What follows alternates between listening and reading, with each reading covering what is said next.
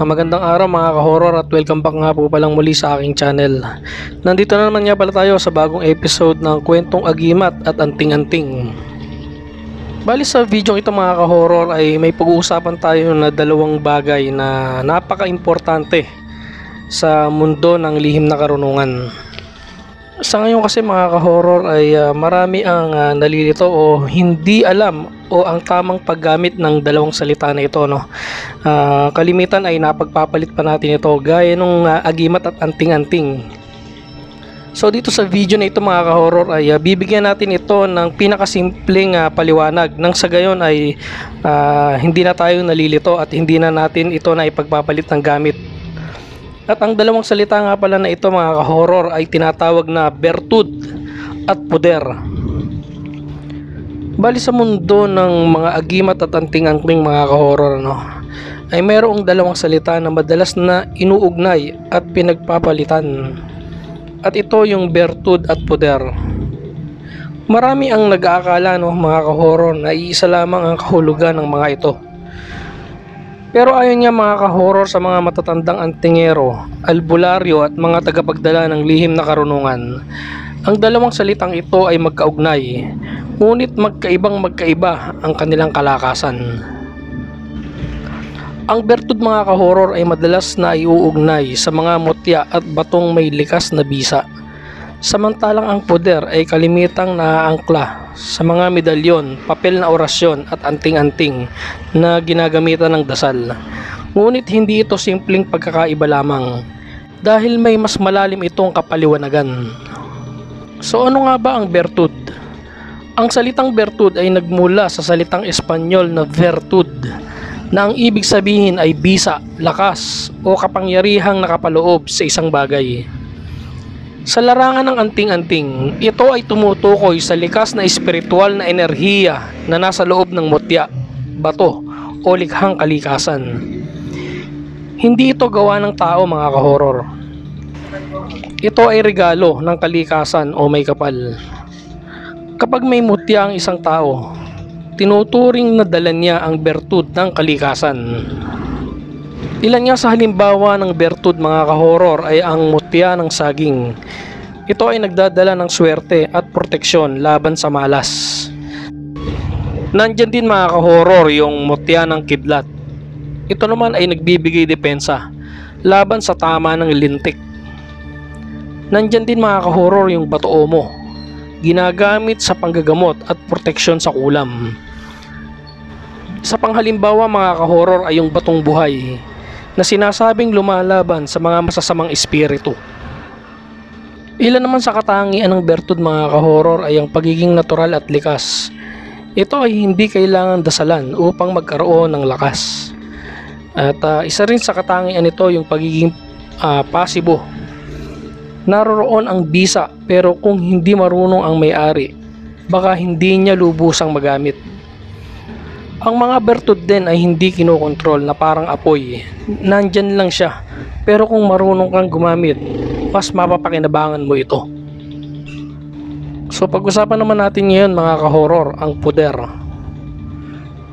Ang poder ay mula rin sa salitang Espanyol na poder, na ibig sabihin ay kapangyarihan, kakayahan o autoridad.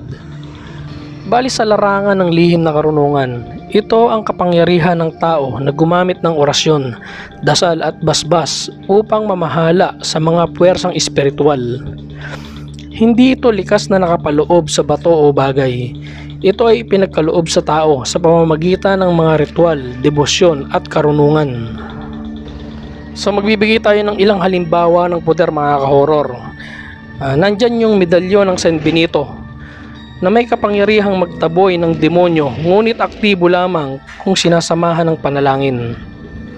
Nandyan din yung Tres Pico Roma isang medalyon na ginagamit laban sa mga bala at panganib, ngunit may kaakibat na orasyon. Nandyan din mga ka-horror yung orasyon de kontrabala. Ito ay poder ng dasal upang hindi tablan ng tingga. At yung panalangin ng panudla, ito ay poder na naglalagay ng proteksyon sa isang gamit upang hindi maagaw ng iba. Ilan naman sa katangian ng poder ay ang espiritual at ritual. Dito kailangan gamitan ng dasal at orasyon upang maging aktibo. Nandiyan din mga ka-horror yung mas aktibo ito. Ito kasi ay nakadepende sa tao kung paano niya gagamitin ang poder. At ang isa sa katangian ng poder, ito ay nauubos at nawawala kung hindi pinapanatili ng dasal, debosyon o paglilinis. Maaaring humina o mawala ang poder. Narito naman mga ka-horror ang kumpletong talaan ng paghahambing ng bertud at ng poder.